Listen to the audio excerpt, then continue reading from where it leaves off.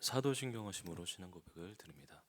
전능하사 천지를 만드신 하나님 아버지를 내가 믿사오며 그 외아들 우리 주 예수 그리스도를 믿사오니 이는 성령으로 잉태하사 동정녀 마리아에게 나시고 본디오 빌라도에게 고난을 받으사 십자가에 못 박혀 죽으시고 장사한 지 사흘 만에 죽은 자 가운데서 다시 살아나시며 하늘에 오르사 전능하신 하나님 우편에 앉아 계시다가 저리로서 산자와 죽은 자를 심판하러 오시리라. 성령을 믿사오며 거룩한 공예와 성도가 서로 교통하는 것과 죄를 사하여 주시는 것과 몸이 다시 사는 것과 영원히 사는 것을 믿사옵나이다. 아멘. 찬송가 144장입니다. 찬송가 144장 예수 나를 위하여 같이 찬양하도록 하겠습니다.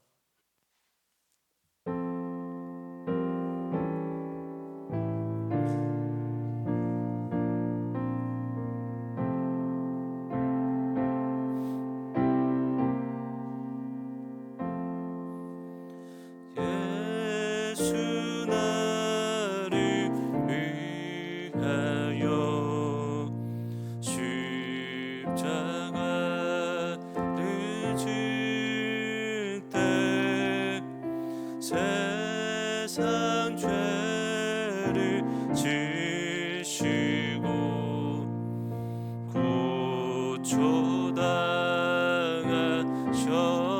구초당하셨네.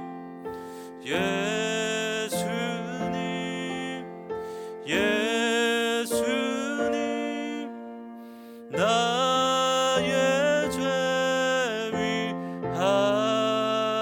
위하여 보배 피를 흘리니 죄인 받으소서.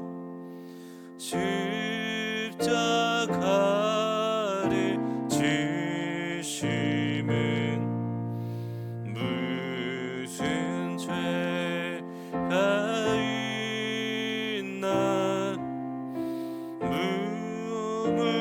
무무지한 사람들 메시아 죽였네.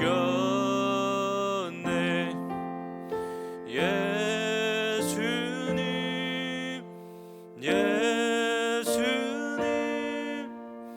나의 죄 위하여 보배 피를 흘리니 죄인 받으소서. 피와 같이 그 큰 죄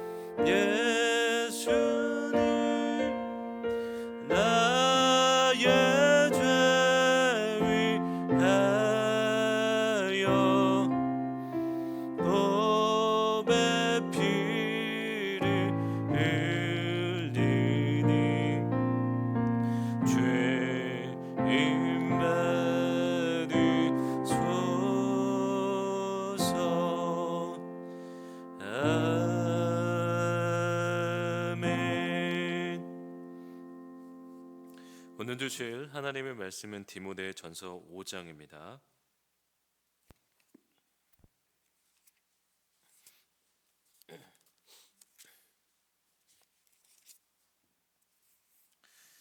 오늘 주실 하나님의 말씀은 디모데전서 5장 1절부터 16절까지 말씀을 제가 혼자 읽도록 하겠습니다. 5장 1절부터 16절까지의 말씀입니다. 늙은 이를 꾸짖지 말고 권하되 아버지에게 하듯하며 젊은이에게는 형제에게 하듯하고 늙은 여자에게는 어머니에게 하듯하며 젊은 여자에게는 온전히 깨끗함으로 자매에게 하듯하라. 찬 과부인 과부를 존대하라. 만일 어떤 과부에게 자녀나 손자들이 있거든 그들로 먼저 자기 집에서 효를 행하여 부모에게 보답하기를 배우게 하라. 이것이 하나님 앞에 받으실 만한 것이니라. 참 과부로서 외로운 자는 하나님께 소망을 두어 주야로 항상 간구와 기도를 하거니와 향락을 좋아하는 자는 살았으나 죽었느니라. 내가 또한 이것을 명하여 그들로 책망 받을 것이 없게 하라. 누구든지 자기 친족 특히 자기 가족을 돌보지 아니하면 믿음을 배반한 자요 불신자보다 더 악한 자니라. 과부로 명부에 올릴 자는 나이가 60이 덜 되지 아니하고 한 남편의 아내였던 자로서 선한 행실의 증거가 있어 혹은 자녀를 양육하며 혹은 나그네를 대접하며 혹은 성도들의 발을 씻으며 혹은 환난 당한 자들을 구제하며 혹은 모든 선한 일을 행한 자라야 할 것이요 젊은 과부는 놀리지 말지니 이는 정욕으로 그리스도를 배반할 때에 시집 가고자 함이니 처음 믿음을 저버렸으므로 정죄를 받느니라. 또 그들은 게으름을 익혀 집집으로 돌아다니고 게으를 뿐 아니라 쓸데없는 말을 하며 이를 만들며 마땅히 아니할 말을 하나니 그러므로 젊은이는 시집가서 아이를 낳고 집을 다스리고 대적에게 비방할 기회를 조금 더 주지 말기를 원하노라. 이미 사탄에게 돌아간 자들도 있도다. 만일 믿는 여자에게 과부 친척이 있거든 자기가 도와주고 교회가 짐지지 않게 하라. 이는 참 과부를 도와주게 하려 함이라. 아멘. 네, 오늘 본문은 어르신 성도님들, 젊은 성도님들 그리고 과부 성도님들에게 어떻게 대해야 될지를 성경은 다루고 있습니다. 사도 바울은 나이 많은 남자는 질책하지 말고 아버지를 대하듯 격려하고 젊은 남자는 형제를 대하듯 하라라고 권고하고 있습니다. 1절의 말씀입니다. 늙은이를 꾸짖지 말고 권하되 아버지에게 하듯하며 젊은이에게는 형제에게 하듯하고 우리나라 특히 유교의 영향을 받은 우리 사회는요 어르신에게 예를 갖추는 것이 당연지사입니다. 그러나 에베소의 유럽 사회는 그렇지 않았죠. 이 에베소 사회는 예를 따르기보다는 전적으로 힘의 논리를 따랐던 사회였었습니다. 몸이 거대하고 힘이 강했던 그런 근육 많은 사람은 힘이 약한 어르신들을 무시했고요. 또한 에베소 사회는 학벌 사회였었는데 많이 배운 자가 못 배운 자를 훈계했었습니다. 특히 대학을 나온 젊은 사람들은 대학을 나오지 못한 그런 어르신들을 깔보고 가르치듯이 훈계하곤 했었죠. 그래서 사도 바울은 그런 사회의 모습을 보면서 힘의 논리가 아니라 가족의 논리로 접근하는데 왜냐하면 그리스도의 피로 우리는 한 가족이 되었기 때문입니다. 그리스도가 우리의 머리이시며 우리는 몸이며 지체이기 때문이죠. 에베소서 2장 14절의 말씀입니다. 그는 우리의 화평이신지라 둘로 하나를 만드사 원수된 것 곧 중간에 막힌 담을 자기 육체로 하시고 하나님과 원수였던 우리 관계가 막힌 담으로 대화하지 못했었던 하나님과의 그 관계가 그리스도의 피로 삼위 하나님과 하나됨을 누리게 되었고 가족이 되었습니다. 그래서 바울은 교회에서 나이 많은 남자와 여자를 가족처럼 대하라라고 말씀하는 것이죠. 3절부터 16절까지는 과부에 대한 말씀을 다루고 있습니다. 사도 바울은 과부를 존대하라라고 말씀하고 있는데 이는 당시 여자는 사회적으로 활동이 적다 보니 차별이 심했기 때문이었죠. 특히 여자를 인구에 포함시키지 않은 몇몇 나라들도 있었는데 그래서 성경이 과부에 대해 존경하라라는 주장은요, 상당히 파격적일 수밖에 없습니다. 3절의 말씀입니다. 참 과부인 과부를 존대하라. 과부를요, 참 과부라고 표현하고 있는데 이는 잘못된 과부도 있다라는 것을 전제로 하고 있습니다. 모든 과부가 아니라 존중받을 만한 자격에 있는 과부를 존대하라라고 권고합니다. 그러면 바울이 말한 참 과부의 자격은 무엇이고 그 과부를 존대하라라는 것은 어떤 의미를 가지고 있을까요? 바울은 두 부류로 나누어 이 과부를 권면하고 있는데 첫 번째로는 직계 가족에 대한 권면을 다루고 있고요. 두 번째는 교회에 대한 권면을 다루고 있습니다. 첫 번째입니다. 바울은 만일 과부에게 자녀와 손주가 있다면 그 당신의 어머니를 존경하고 보답하라라고 말씀합니다. 왜냐하면 자식이 과부에게 자신의 어머니에게 나타낼 존경과 그리고 보답은요, 하나님이 기뻐하시고 받으실 만한 것이기 때문이라라고 말씀하죠. 반면에 참 과부가 아니라 외로워서 향락에 빠져 사는 사람이고 가족을 돌보지 않고 교회를 어지럽힌다면 그런 사람은 정죄받아야 한다라고 말씀합니다. 과부에 대한 두 번째 권면입니다.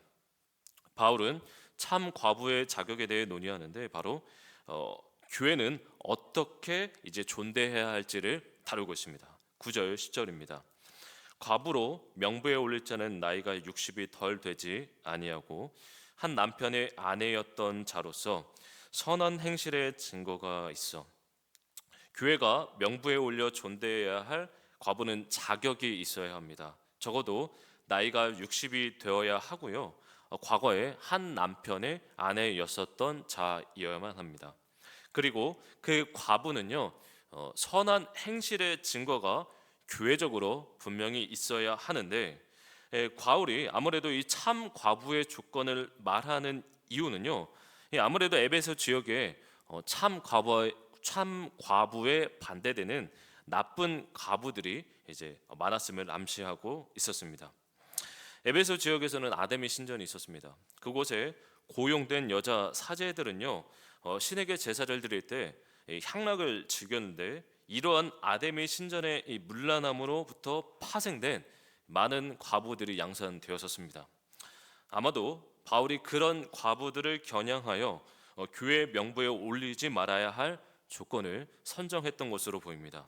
뿐만 아니라 기본적으로 이 어떤 과부들은 특히나 젊었을 때 정욕으로 신앙을 버린 경우가 있다라고 합니다.